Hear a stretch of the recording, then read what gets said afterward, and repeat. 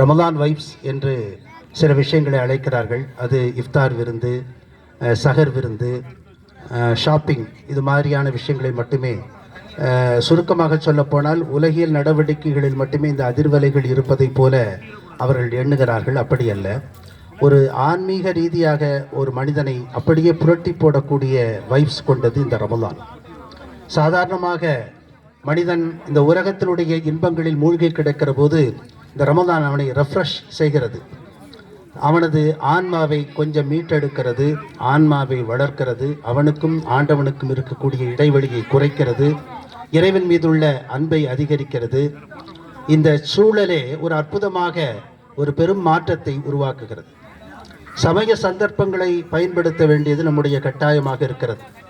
எங்கேயாவது ஒரு ஆஃபர் என்று சொன்னால் அதை பயன்படுத்தி கொண்டு நாம் முன்னேறுகிறோம், வாழ்கிறோம். அதுபோல ஆன்மீக ரீதியில் நம்மை முன்னெடுத்து செல்வதற்கான ஒரு ஆஃபராக, ஒரு நிறைய அதிர்வலைகளை கொண்ட புனிதமிக்க மாதமாக இந்த ரமலானுடைய மாதம் இருக்கிறது.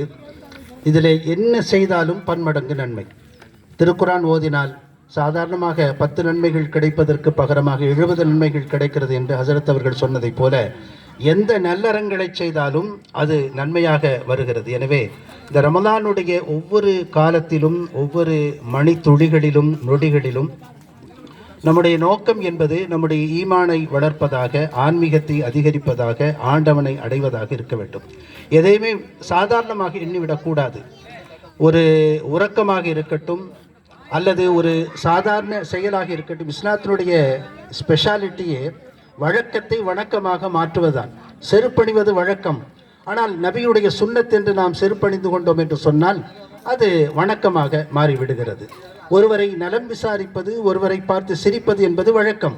ஆனால் இது நபிகள் நாயகம் கற்றுத்தந்த ஒரு நிகழ்வு, ஒரு சுன்னத் என்ற அடிப்படையில் அதை செய்கிற போது அது வணக்கமாக மாறிவிடுகிறது.